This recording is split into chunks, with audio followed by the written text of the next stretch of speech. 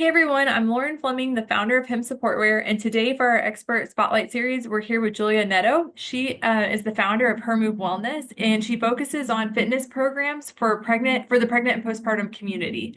So Julia, we're so excited to have you here with us today. Yay, me too. Can't wait to chat. So let's just jump right in, and can you share a little bit about what inspired you to specialize in fitness for this community in particular?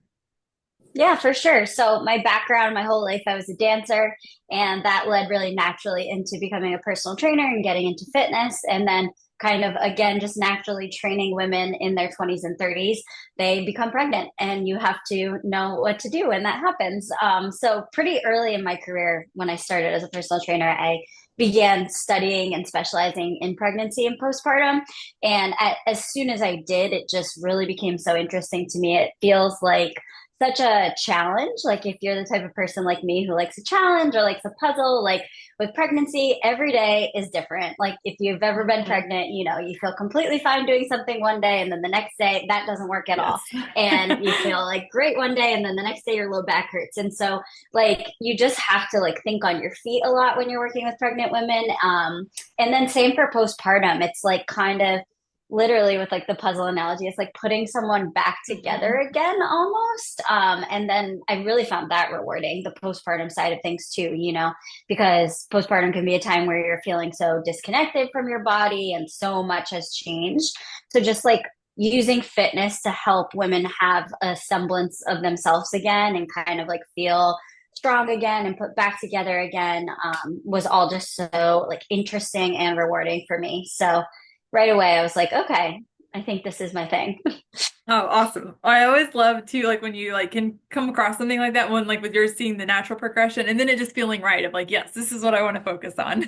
That's always nice. Yeah. Yeah. I'm lucky I had found it pretty early and like it's Yeah, been yeah, so that clear. too. Yeah, that's great. Um, Yeah. so based on the folks that you've worked with so far, what are some of the common concerns that women have when they're navigating fitness and exercise during pregnancy and postpartum? hmm I think like the biggest overarching theme I see when people are thinking about fitness during pregnancy and postpartum is just a lot of fear around what could go wrong and like whether or not what they're doing Hmm. is potentially harmful or if it's going to cause injury.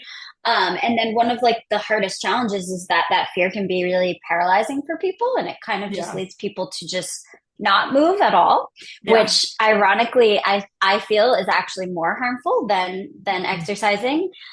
So I think one of the biggest hurdles or barriers and like concerns people need to kind of work with and get through is just the fear of movement and the fear that you could be doing something wrong, because Yeah. honestly exercise is studied and proven to be so beneficial for pregnancy. It reduces your risk of prenatal hypertension and gestational diabetes. It can improve your labor experience, your recovery. It can reduce your pains. It can reduce Hmm. a lot of the things that people are nervous about happening to them, like things like diastasis recti, which is that abdominal separation, or pelvic prolapse, which like you speak to in your community.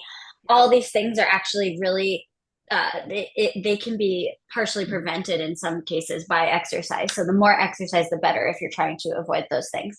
So yeah, I think a lot of people are worried about injury, but funny enough, like exercise can really help prevent some of those common postpartum issues.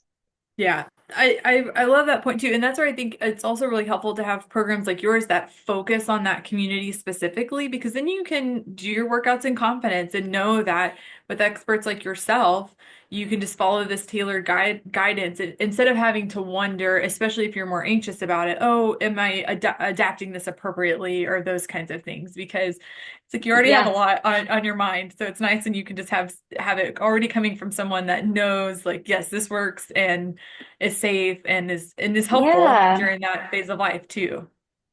Yeah, a lot of my job, I always say, is just like comforting people and Yeah. calming their fears and like assuring them, Yep. like, no, this is safe, this is good. Yep. And people just need to hear that sometimes because, of course, like pregnancy is such a delicate time and it like matters a lot. So the stakes feel high, but just hearing Yes. someone say, no, this is definitely safe, you are okay, is Right. like a nice license to continue. So I try to do that. Yeah. Great. So I know another thing about you is that you have a really strong network of pelvic floor physical therapists in your community. Can you talk a little bit about the relationship between fitness and some of the things you work on and pelvic floor health? Yeah, for sure. I think when it comes to the pelvic floor, there's a lot of like buzz about it, and a lot of people know that like, okay, if I'm pregnant, I should be thinking about my pelvic floor, but they don't necessarily know why, or they don't like Mhm. know what they need to know about it, or Right. how to get to the point where they are educated about it. And I think a lot of people think that the pelvic floor helps push the baby out, and that's why it needs Yeah. to be strong, which is actually untrue. The pelvic floor really needs to be able to like relax during birth, which is a skill. Relaxing the pelvic floor is a skill. So all this to say, like, it is so helpful to have an understanding of the pelvic floor during pregnancy, not because of what happens during birth, but because it also is really involved in the health of your pregnancy and your whole body. The pelvic floor is part of your deep core. So in addition Mhm. to doing things like controlling your bathroom function and your sexual function, it also helps stabilize your whole body and helps you balance. It helps you with control. It helps you with strength and producing force. So, really, your pelvic floor is like super involved in everything you do in fitness. We just don't think about it that much when we're not Mhm. pregnant. But during pregnancy, when there's like, I always say, there's like a 20-pound bowling ball sitting on your pelvic floor for 9 months. Obviously, it's going under some strain at that point. It's starting to stretch. It's being demanded more of. And so then we need to like really start to focus on how to train it so that it can keep up with the demand of, balancing you, stabilizing you, especially when your body's changing so much and there's like more to stabilize, if you will. Right. Right. Yeah. Yeah. Yeah. And then you've got the relaxin and all those things like exacerbate when you're Yeah. like, oh my gosh. It's got a huge job. Yeah, your center of Yeah. gravity changes. It's like Yes. all the things. So the pelvic floor is a overstressed girly during pregnancy. So the Yes. more we can do to support it, the better. For sure. Oh, great. So another thing I wanted to ask you about is I know that like many people can be hesitant to exercise after childbirth if they do have diastasis recti. How do you Mhm. approach clients who are struggling with this but wanting, to get movement in and get back to fitness? For sure. So diastasis recti, if you don't know, is just an abdominal separation. So it's a separation of the rectus abdominis muscle along the connective tissue in the center, which is called the linea alba. And it kind of creates that image of like there's like a hole in the center or like softness or Mhm. bulging in the center. And so it's funny because diastasis as well as like pelvic floor has become a big buzzword. People tend to be nervous about it and kind of think about Mhm. it a lot. But I like to tell people it is something we want to address. It's something we want to heal when we can, but it's not like the end of the world. You don't have to think of it like this big, terrifying thing that is going to prevent you from moving. When you have diastasis, it's actually really helpful to get back to exercise and get back to strength training as soon as you feel ready. It just really matters how you do it, even more so when you have Yeah. diastasis, because there are certain exercises that will be less beneficial and potentially harmful if you have diastasis. So I always just say start really slow. The most important thing to focus on is your breath work and your deep core, Mhm. which is all connected. The best way to train your core is breathing, which sounds oversimplified, but it's really true. So, not being in a rush and allowing yourself to like really go one step at a time. And then I do think when it comes to diastasis, it's really helpful to work with a professional who knows about it, whether it be like Yeah. a trainer like me who's experienced in it, or even going to a pelvic floor PT and getting some guidance one on one, because everybody's situation is going to be a little bit different. Yeah. So it's really nice to kind of get some feedback on where you're specifically at and like a plan you can follow. But my best advice would be don't let diastasis hinder you from getting back to movement. There's Mhm. still a lot you can do. It might just take a little bit more research on your part to make sure you're doing the right things. Yeah.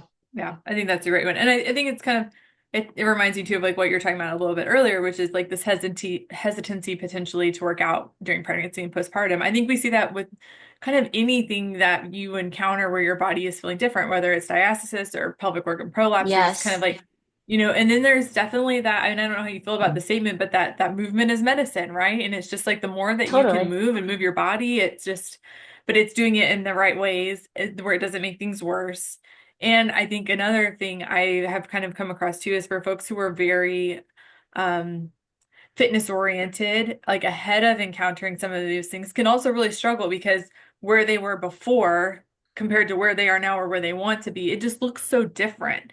Their training Yeah. looks different. Yep. Making progress looks different, or like hitting your PRs and stuff is very different, right? And so I don't know, just kind Yeah. of that mindset reset, it can be challenging too when you're going through different things like this. Yeah, that is such a good point, and it's something I work with people on a lot, the mindset thing, because, I always say you have your whole life to get back to your fitness goals and reach all the goals you want to do, but you only have this small window to care for what your body needs right now and Hmm. to recover from your pregnancy and everything. So, it's kind of a change in goals. Like, what's really more Yeah. important to you on a deeper level? Is it Yep. maintaining your fitness level that you had Yep. pre-pregnancy, or is it making sure you're caring for your body and your baby as you go through this process, which is just a brief time? Yeah. So yeah, but it's hard, and yeah, it makes me think like, you spend your whole life achieving fitness goals just for you, and you're the only person Hmm. affected by it, and now there's like other people in the picture, Yes. and it's like, okay, what's best for like my baby and my family, and like, Yeah. yeah, you might just have to adjust those goals, and that involves being a little more gentle with yourself too, and Yeah. giving yourself a little leeway to like not be Mhm. at the top of your game the entire pregnancy. Right. Right. The other thing you said that it made me you're saying like fitness goals like and how it changes over life. It made me think I recently watched this webinar with Bobbi Brown. I don't know if you're familiar with her or not, but she's the Bobbi Brown makeup artist and now has Jones Road Beauty. So she was just kind of Yeah, talking about yeah.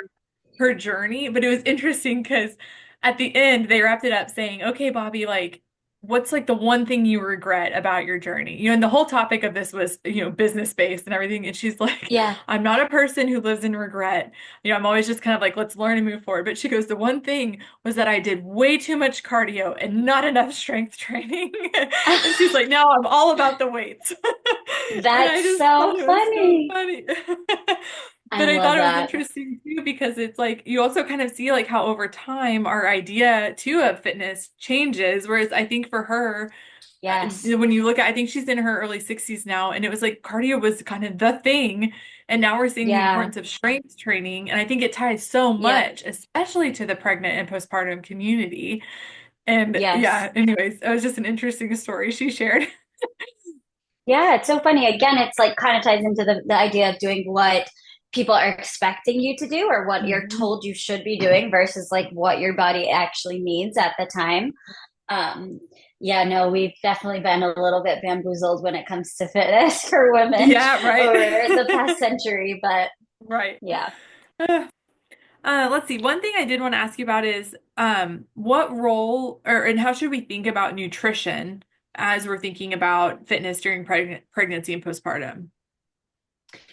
There's like an overlap in the way people think about fitness and nutrition during pregnancy, which is it's a lot of focus on what not to do.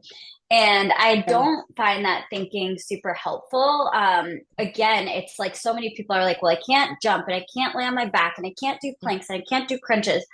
But what have you added in? Like, what are you doing Right. to support your pregnancy? So, the same is true with nutrition. I think there's so much focus on all the things that could potentially be harmful and that people cut out of their diet, but Hmm. not as much research or attention going into what you could be adding in. So, that's my approach to nutrition. Like, I'm not a nutrition expert by any means, but Hmm. obviously it does tie in with fitness. And I think the best thing you can do is focus on what specific nutrients and macronutrients your body needs during pregnancy to Hmm. thrive, and making sure you're getting as much nutrient dense meals as possible. And I tend to really like focusing on protein and adding in protein, because it's pretty hard to eat unhealthily if you're focusing Yeah. on increasing Yep. your protein. It Yep. like solves a lot of problems on its own, Yes, it kind of. does. Yep. And it just helps with energy, satiation, all of that. So that's one of like the only pieces of fitness advice, sorry, nutrition advice that I like to give. Also, hydration is huge, and Yeah. I'm really big on Yep. hydration. I got mine too. I'm ready. It's so good. But that is really, it does tie in with fitness too, because it helps with like the tissue pliability and everything during pregnancy when, we're going to be stretching a lot. So the more hydrated you are, the better. But yeah, I like to keep it really simple when it comes to nutrition, focus on adding in the things that you need to support you, making sure you're getting the protein, you're hydrated, you're getting sleep, stuff like that is more important than obsessing over cutting out like sushi and coffee Yeah, and stuff like that, in my right. opinion. Yeah. Yeah, no, I think that's a great point. I've kind of over the last, I don't know, 6 to 9 months, I've been learning a lot about protein in terms of macros and like how it supports your body. And it's been really eye-opening. And I totally agree that if you were focusing on hitting those protein goals and kind of staying within a certain macro account, Yeah. there's not a lot of room for anything else because Yeah. I don't know. And you have to be It's very hard. mindful of it to hit the right Yep. amount of protein. Like you really have to really Oh, kind of, or yeah. I've had to really focus Plan on it like, okay, out this is my goal. Yeah, how am I going to get there? Because my kind of diet for before sure. didn't support that. So it's interesting. Yeah, that's one of the biggest things that I do like recommend doing some research on in general, even if you're not currently pregnant. Hmm. Because in general, the RDA for protein is considered to be really low. So it's Mm. recommended to go, above the RDA. And then at that point, like most people should be eating closer to 100 grams of protein a day, which is Hmm. not that easy to reach. Like if Yeah, you think right. I always reference an egg is 6 grams and we're trying to get Yeah, to 100. So, right. And yeah, you and you know, think, oh, eggs are high protein. It's like they're not that high. exactly. Yeah, they're not Yeah. actually, No. but they're great for you. But Yes. yeah, so I think keeping it simple and thinking about like what things are going to support you more during the pregnancy and what to add in, and then the taking things out kind of solves itself at that point. Yeah. I like the adding in approach too, because I do think, especially during pregnancy and postpartum, especially if you have things that you're trying to work on, there is such that restrictive, like, don't do this, don't do that, don't do that. And so you kind of get Yep. left feeling like, okay, like I don't even understand what my choices are now. And then it can feel hard for Hmm. like, how do I move forward with this? So I like that approach that you take. I think that that could be a lot more impactful and effective for folks. Yeah. Yeah. Cool. Okay, let's see what else is on my list. One thing I did want to ask you about is what kind of guidance do you give to people when they're trying to understand how to safely return to to just getting back into more physical activity after pregnancy? And are there specific kind of things or place they should start? Yeah, I think my biggest advice is A, take it slow. It's not a race. Kind of like what I was saying before, Yeah. you have this small window to really take care of your body. It matters much more to take advantage of that time in terms of recovery than just getting back to what you had been doing. And I think the biggest thing I see is there's this 6 week checkup where a lot of people go in and their doctors are like, okay, you're good. Yep. And we don't really know what that means, like good for what. And I think a lot of people see it as a green light to just go back to exactly what they had been doing. And I picture it like you're down at the bottom, you're not going at all, and then you're shooting back up. Whereas I recommend a much more gradual approach, easing your way back into exercise. And I always say, like, you want to rebuild the foundation of your house before you add anything else on. Like, you Yeah. can't paint the walls and put up the shutters if you haven't built a solid foundation, Yeah. which really is your deep core, your pelvic floor, your glutes, your stabilizer muscles. And those are like the key. That's what's the most important to focus on. So I always recommend, and like my programs take you through starting with your breath work, your deep core, your glutes and stabilizers. And it seems tedious. And I know like at this point, a lot of people just want to get back to moving. They're like, Yeah. I miss my soul cycle. I just want to move. Right. But again, it's like if you don't want to be on the other side of doing it wrong, like I never Yeah. like to scare people, but it is an easy way to get injured just going back into things too quickly. So it really is helpful just taking, like, my program is 10 weeks long to get you Okay. from not moving at all into like doing full workouts again. So in the grand scheme of your life, Yeah. it's not that long, Not very right? long. Exactly. It feels long in the moment, but it's really invaluable time that you can't get back. So just, yeah, I always just recommend not feeling rushed, easing your way in, one step at a time, kind of adding things back in, and always starting with like your base, which is your core and your pelvic Mhm. floor. Yeah, I think that that's great advice, and I think it's, I know that there's people who are very in touch with like breath work, how to actively engage your core, how to manage pelvic floor pressure and those kinds of things. But I think for a good majority of us, we're not as in touch with that, and so I think that's another element of that. Starting with a program like yours and starting slower before going, maybe right back to where they were, because I had Hmm. such an like a learning curve after both of my kids of like how to properly do some of these things that you kind of take for granted.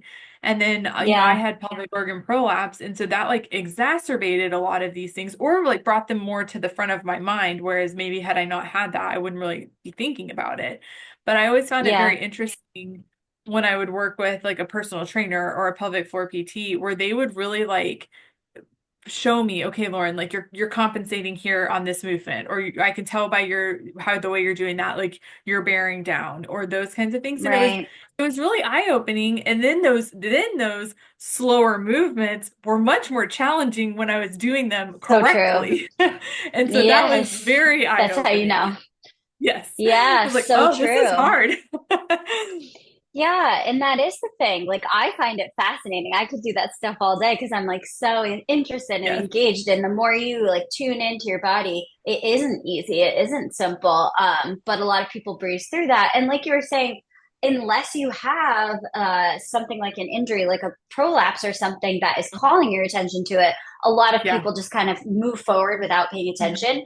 And just because you made it through the birth without an injury doesn't mean you're not going to get injured in a Right. few weeks in your next Right. exercise class if you never stop to check in with the pelvic floor and stuff. So it's hard. You can't know what you don't know. That's what I always say too. Yeah. And until it Yeah. happens to you or until you get to that postpartum point, Mhm. I think a lot of people do underestimate how intense it's going to be, the postpartum recovery, and so don't really connect with their deep core and their pelvic floor until it is already at that point where you might be experiencing an injury or problem. So I wish I could make people see that it is so important to focus Yeah. on, but I will say a lot of people come to this work at their second pregnancy or third pregnancy when they're like, I don't want that to happen to Yeah. me again.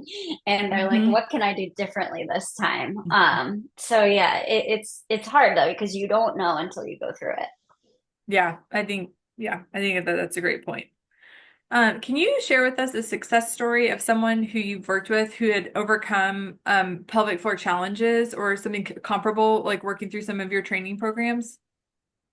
Yeah, sure. I would say one of the like most common, I'll kind of like generalize and Sure. compile of a lot of people's experiences, but like the most common thing I see is actually we always think that birth is going to cause your pelvic floor to stretch out and be totally Mhm. weak and like such a mess. And a lot of the issues we're having are because our pelvic floor is really weak. But Mhm. actually, in our society, in our world, it's much more common to have an overly tight pelvic floor, which is known as a Yeah. hypertonic pelvic floor.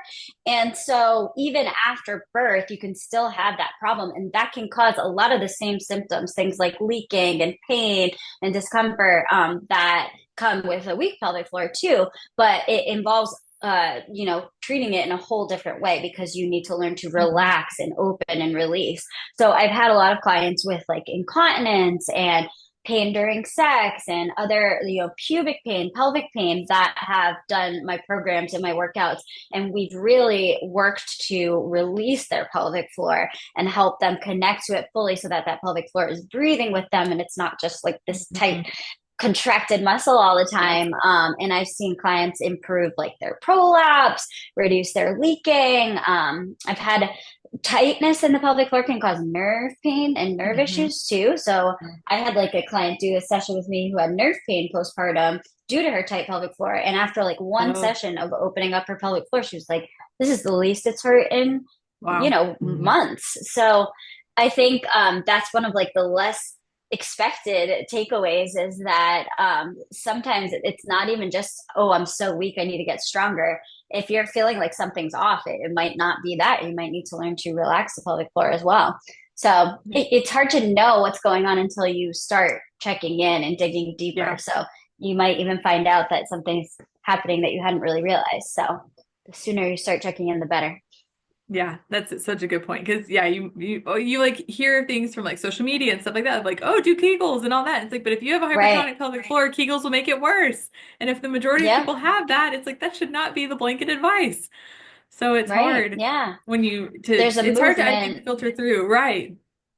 Yeah, a lot of pelvic PTs right now are very anti-Kegel. And it's not to say Kegels are never the right choice. There's Right. definitely a time and a place where that is the right exercise. But I just like to preach that it's equally important to know how to release the pelvic floor as it Yes. is to know how to engage it. Right. Yeah, absolutely. Yeah, such a good one. Can you share with us some simple lifestyle habits that women can adopt to help improve pelvic floor health through their fitness habits? Yeah, with this, I just want to say, like, it is all coming back to the same thing, which is the breath work. Okay. Breathing during exercise is the number one way to make sure your pelvic floor has, as I like to say, come to the party. We Mhm. don't want to be exercising without the pelvic floor. So the more we're breathing throughout our workouts, the more we can ensure the pelvic floor is with us and helping us. So ideally, when we breathe, every time we inhale, the pelvic floor relaxes and expands. And every time we exhale, it slightly lifts and contracts. And so we want that contraction to be there when we're challenging our core. So when we're in a workout, if we are pushing or pulling or balancing or planking or doing anything that we need to recruit our core strength and use our balance and control, we want that breath, that pelvic floor to be reacting, which means we need to be exhaling. So a quick like rule of thumb, if you're just trying to get your pelvic floor to help you in your workouts at all, is exhale on the effort. You always want to be breathing with every movement and using your exhale on the harder part of the exercise so that when you need that pelvic floor for stability, it's working with you. Yeah. Yeah, such a good one. And I love that one too because especially if you can learn it during pregnancy and if it's your first kid, it carries you through Mm-hmm. because then you're picking up the toddler, you're picking up all the you're Exactly. carrying all the stuff when you're taking them in and out from school and I'm just like, "Oh my gosh." But like learning Yeah, that early on is it translates far beyond, being in the weight room or your home gym. And it's so nice. 100%. Yeah. Yeah. I say that all the time. So true. Exhale on the effort applies to everything. Yes, It to applies to everything. unloading the car, Right, picking up the exactly. stroller. Like, yeah. Yes. Yeah, all of those things. Yeah. Great. One more thing I wanted to ask you is what is one thing, or it could be a couple, whatever, that you wish that more women knew about maintaining fitness during pregnancy and postpartum? Um, I think that with this, I would say, like, I think people underestimate how much exercise they need during pregnancy and Hmm. overestimate what they need postpartum. So I feel Okay. like we need to just like flip how we feel about these. And I actually describe it as like a bell curve. You know, it shouldn't be no exercise during pregnancy because we're too scared to do anything wrong. And then the second we're cleared for the 6 week checkup, jumping back Yeah. into everything. Everything should feel gradual. So you should start. Oh, I guess the bell curve goes down. You should start with all your old activities, keep them up for as long as you can, and then only like take things away and modify as you feel you need. And then when you get to, birth and delivery, that's like the bottom. You're resting, you're recovering, and then you ease your way back in and back up Hmm. to your normal activities eventually. But it's not Hmm. these like extremes of all in or all out. I think the more gradual you can make the process when it comes to exercise, the Hmm. better your body is going to feel. So yeah, I think that if I could tell women to just change their mentality about one thing, it's like this all or nothing approach. Either like I'm Yeah. not exercising or I am. It really like it doesn't have to be an hour-long class for it to be a workout. Yeah. You can be doing 20, 15-minute workout videos at home Yeah. that may not be your highest level of intensity that you're used to, but it's still super valuable to be moving the body and like giving yourself something beneficial. So, yeah, I think just reframe the way you picture exercise during Mhm. pregnancy and recovery because it's going to look different. But just because it's not the things that you had been doing doesn't mean it's any less valuable at that point. Yeah. I think that that's such important advice because especially once you have kids, like your life just looks so different. I mean, regardless of like how you plan it or what you plan Yep. for, like you might be so used to I do this 45-minute strength training thing or this hour long, Soul Cycle class like you said, and Yeah. then it's like once you have kids, you still can get back to a lot of those things, but if you don't get good at finding how to work in the smaller pieces here and there, it can be very hard because you're like, well, I don't have an hour to do my usual thing. And that's been Yeah, something I've had to, really get that mindset shift around is like, okay, this just has to be different. And in 10 minutes, every single day of the week is better than nothing every single day of the week, and just I think when you have that, totally. the mindset is so huge for adding in the different movements and then including your kids where you can. And I think it just is very Yep. helpful and healthy to hear that from a lot of different people and in a lot of different ways because it just helps you reach the goals, I think, in that movement and fitness level when you can think about it differently maybe than before. Yeah, for sure. And it just makes it all feel more doable and attainable Yeah. because, I think it just feels so impossible to do what you had been doing. And like to your point, Yes. you don't have to. It Right. doesn't have to look like what you Right. had been Right. doing. You take what you Yeah. can get. Yes, exactly. Well, this has been so great, Julia. I really appreciate you talking with us today and sharing all this amazing information in a space that I know people are excited to learn more about and can feel scary and overwhelming. So thank you for helping it feel less so. Good. I'm glad it was helpful. Yeah. And I'm always available if anybody has questions. They can always reach out through my platforms. But yeah, just here to help, hopefully keep everybody moving as much as possible. Yes.